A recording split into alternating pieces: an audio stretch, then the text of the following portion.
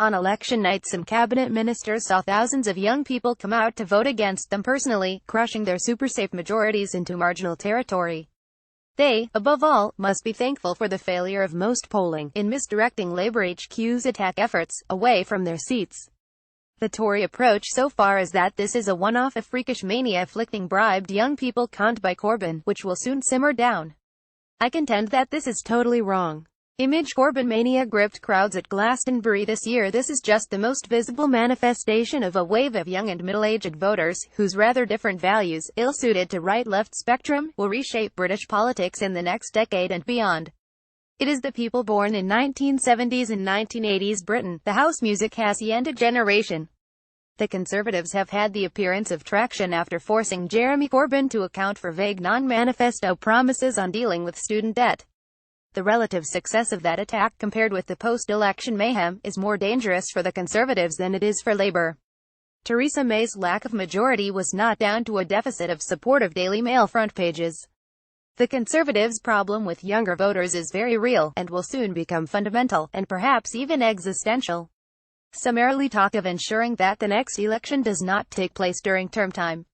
Labour are well alive to this, and would not agree to an election date that was aimed at youth vote disenfranchisement. The Conservatives' problem with younger voters is very real, and will soon become fundamental, and perhaps even existential. Faisal Islam. Others think the young voters can be turned by suggesting that Corbyn has betrayed them over student debt, or that he made a shameless bribe of free stuff to politically unsophisticated youth. It may comfort CCHQ strategists, but it is dangerously delusional. By youth, we are now talking not about students, but effectively across the whole gamut of the under 45s. The Conservatives no longer lead. This includes some people in good jobs, paying lots of tax. There was a moment for the Conservatives, under David Cameron, when they won more 30-somethings than Labour.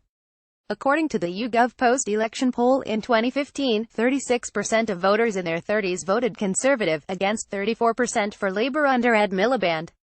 The same pollster had that figure at an incredible 55% for Labour and 29% for the Conservatives in 2017. What could possibly have led to such a huge swing in just 2 years?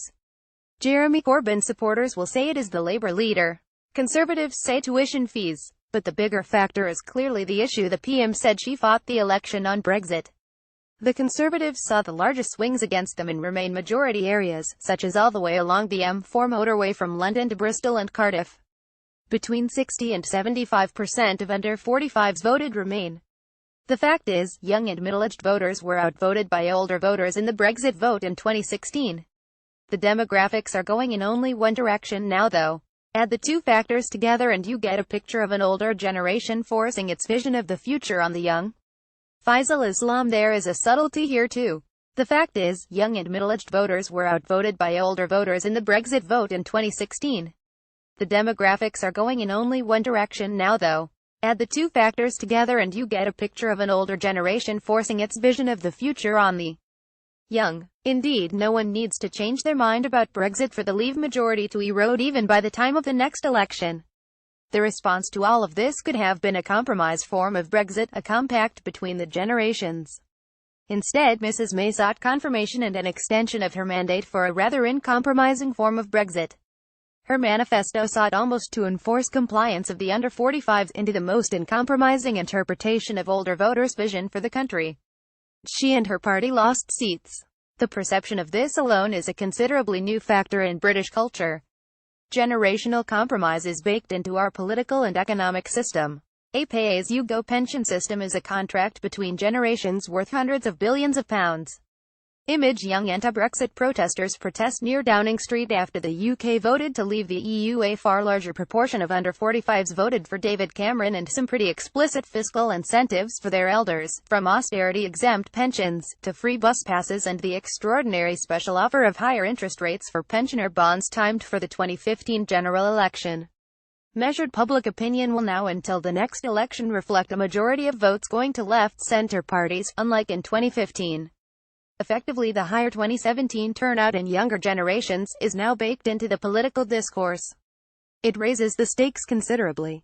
At the time of the Lancaster House speech, Leavers may have anticipated a collapsing EU with a weaker economy and a strengthened domestic negotiation hand helping with the cleaning up operation of Remainers. In that time, however, the UK economy has become the weakest in Europe. The EU has strengthened itself in a series of elections partly as a reaction to Brexit, and Mrs May lost her majority on an election she fought expressly to strengthen her Brexit mandate. More than that though, at some point the 1970s 80s-born generation will, to coin a phrase, take back control. Very socially liberal, internationalist and savvy skeptics of repetitive unconvincing marketing messages and newspaper editorials. Pro-entrepreneur but not axiomatically pro-free market. What Brexit actually triggered was the awareness of the power of political participation. Essentially, Brexit brought hostile culture wars to the UK. The election was a chance to settle a winner. Surely now, the only possible solution for political parties which wish to thrive is a compromise. Sky Views is a series of comment pieces by Sky News editors and correspondents, published every morning. Previously on Sky Views, Alistair Bunkle, UK military avoiding awkward questions.